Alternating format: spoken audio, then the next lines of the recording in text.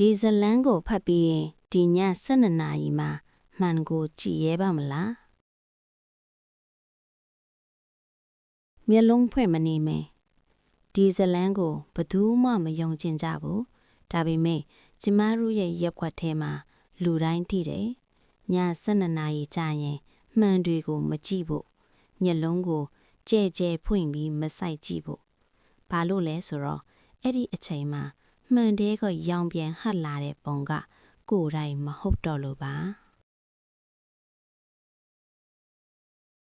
မေရီဟာမန္တလေးတက္ကသိုလ်မှာစိတ်ပညာအထူးပြုကျောင်းသူတစ်ယောက်စာမေးပွဲနီးလို့အိမ်ပြန်မနေပဲကျောင်းဆောင်မှာပဲနေဖို့ဆုံးဖြတ်တယ်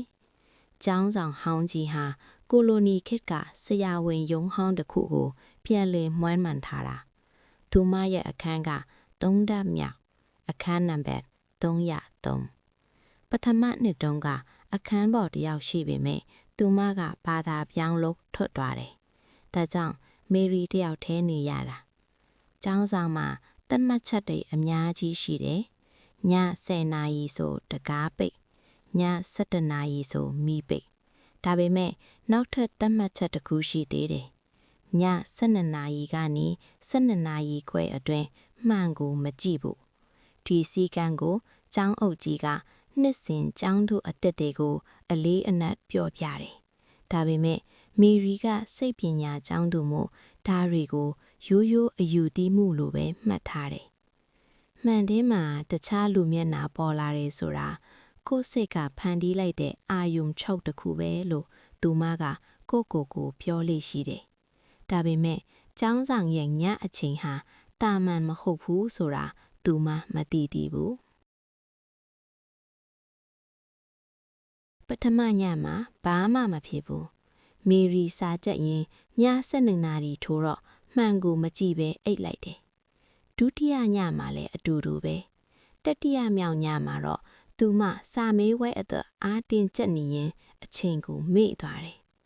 ည12နာရီထိုးတယ်ကျောင်းဆောင်ရဲ့ခေါင်းလောင်းတန်ကတခါတည်း12ချက်တီးတယ်မေရီခေါင်းမုံလိုက်တယ်ဇပွဲပေါ်ကမှန်ကြီးကသူမရှေ့မှာပဲသူမမျက်လုံးကိုမှန်စီရောက်သွားတယ်မှန်သေးမှာသူမရဲ့ပုံရိပ်ကိုမြင်ရတယ်ဒါပေမဲ့ပုံမှန်အတိုင်းပဲဘာမှမထူးကြဘူးဟာဘာမှမဖြစ်ဘူးလေလို့တွေးပြီးပြင်စာကြည့်တယ်နောက်တနေ့မနက်ကျောင်းအုပ်ကြီးကသူမကိုရုံးခန်းကိုခေါ်တယ်မေရီမနေ့ညကမှန်ကြည့်မိလားမေရီအံ့ဩသွားတယ်ကျောင်းအုပ်ကြီးဘလို့သိလဲရှင်ကျောင်းအုပ်ကြီးကသူမရဲ့လည်ပင်းကိုလက်ညှိုးထိုးပြတယ်မင်းလည်ပင်းမှာလက်ပွေတွေပါနေလို့မေရီလန့်ပြီးမှန်ကြည့်လိုက်တယ်သူမရဲ့လည်ပင်းဘဲဘက်မှာလက်ငါးချောင်းပုံစံအနာမဲကြီးပေါ်နေတယ်ဒါဘလို့ဖြစ်တာလဲကျမမှန်ကြည့်ရုံပဲရှင်တခြားဘာမှမဖြစ်ဘူးကျောင်းအုပ်ကြီးသပြင်းချလိုက်တယ်ဒီကျောင်းဆောင်ကရှေ့ကဆရာဝန်ရုံးဟောင်းတုန်းကစေယောဂကုသဌာနရှိခဲ့တယ်အဲ့ဒီမှာကုသနေတဲ့လူနာတယောက်ကကိုတက်ပြတ်တယ်သူတေကာနီးမှာမှန်သေးကိုစိုက်ကြည့်နေတယ်သူမြင်ခဲ့ရတဲ့ပုံကသူ့ကိုယ်သူမဟုတ်ဘူးဒါဆိုသူမြင်တာကသူ့နောက်ွယ်ကလက်တစုံလဲပင်ညွတ်ဖို့လက်တစုံမေရီလဲပင်ကိုလက်နဲ့ပွတ်လိုက်တယ်အနာမဲကနာနေတယ်အဲ့ဒီကနေစပြီးဒီကျောင်းဆောင်မှာမှန်တွေကိုည12နာရီကနေ12နာရီခွဲအတွင်းမှန်ကိုမကြည့်ဖို့စီကံထားတယ်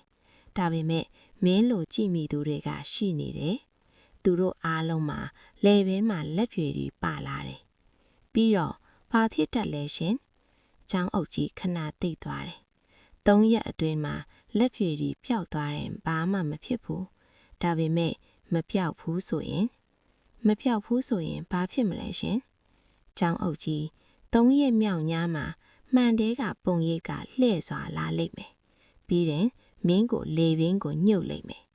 အရင်ကကြည့်မိသူ2ယောက်အဲ့ဒီလိုပဲတည်သွားခဲ့တယ်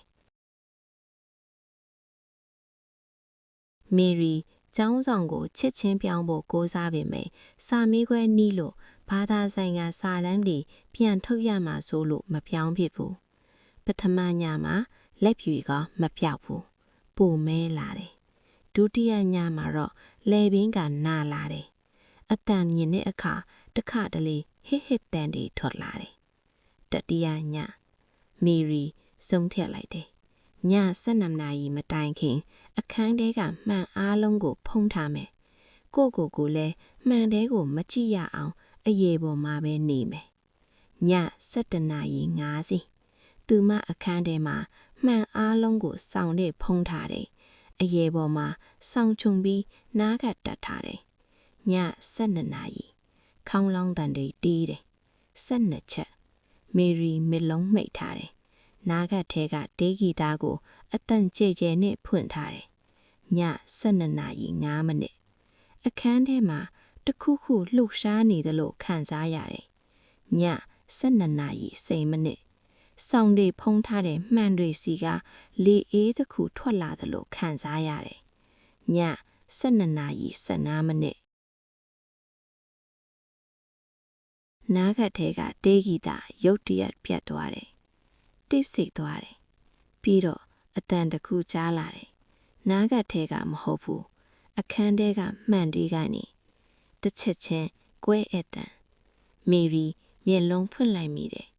အခန်းထဲကမှန်အားလုံးကဆောင်းတွေကြားကကွဲအပ်နေတယ်ဆောင်းတွေပေါ်မှာသွေးစွန်းတွေပါနေတယ်သူမအော်ချင်ရင်လဲအတန်မထွက်တော့ဘူးလေပင်ကိုတစ်ခုခုညှုပ်ထားလို့သူမလက်နဲ့လေပင်ကိုကင်မိတော့လက်တစုံကိုထိသွားတယ်အေးဆက်နေတဲ့လက်တစုံမေရီမျက်လုံးတွေကျဲသွားတယ်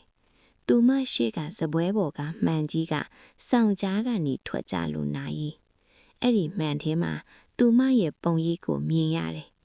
သူမရဲ့ပုံရိပ်ကပြုံးနေတယ်ဒါပေမဲ့မေရီကမပြုံးဘူးသူမရဲ့ပုံရိပ်ကလက်တစ်ဖက်ကိုမြှောက်ပြီးလေပင်ကိုညှုပ်နေတယ်သူမကိုယ်တိုင်ကိုယ်လေပင်ကိုညှုပ်နေတယ်မေရီလွတ်ဖို့ကိုးစားပေမဲ့လက်တွေကသူမရဲ့ထိန်းချုပ်မှုအောက်ကမရှိတော့ဘူးမှန်ထဲကပုံရိပ်ကသူမကိုထိန်းချုပ်နေတယ်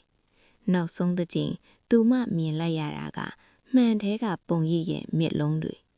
အနက်ရောင်မျက်စမ်းမရှိရဲ့မျက်လုံးတွေအဲ့ဒီမျက်လုံးတွေကသူမကိုတစ်ချက်ပြုံးပြလိုက်တယ်ပြီးတော့မီရီတတိလက်သွားတယ်နောက်တနေ့မနက်ကျောင်းအုပ်ကြီးအခန်းကိုလာတော့မီရီအရေပေါ်မှာတေးနေတယ်လေပင်မှာလက်ဖြူတွေပါနေတယ်ဒါပေမဲ့ဒီတစ်ခါတော့လက်ဖြူကသူမကိုယ်ပိုင်လက်ဖြူတွေပဲစပွဲပေါ်ကမှန်ကြီးကအကွဲနေတယ်မှန်ထဲမှာမီရီရဲ့ပုံရိပ်ကရှိနေသေးတယ်ဒါပေမဲ့ပုံရိပ်ကပြုံးနေတယ်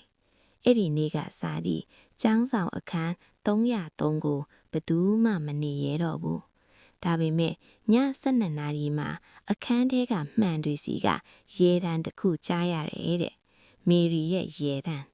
တခါတလေကျောင်းဆောင်မှာညဘက်နိုးနေတဲ့ကျောင်းသူတွေကပြောကြတယ်အခန်း303ရွှေဖြတ်သွားရင်မှန်ထဲမှာမိန်းကလေးတစ်ယောက်ရက်နေတာမြင်ရတယ်တဲ့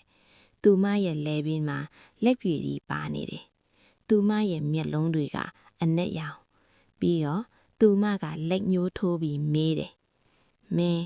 ငါ့ကိုကြည့်ချင်လား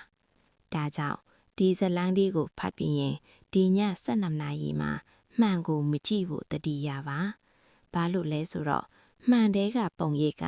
ကိုယ်တိုင်မဟုတ်တဲ့အခါဘယ်သူမှအာမမခံနိုင်လို့ပါဒီဇလန်းလေးအဆုံးထိနားဆင်ပေးတဲ့အတွက်ကျေးဇူးအများကြီးတင်ပါတယ်နောက်ထပ်ထိတ်လန့်စရာဇလန်းကောင်းလေးတွေနားထောင်ခြင်းသေးတယ်ဆိုရင် like and follow လုပ်ထားဖို့မမေ့ပါနဲ့နော်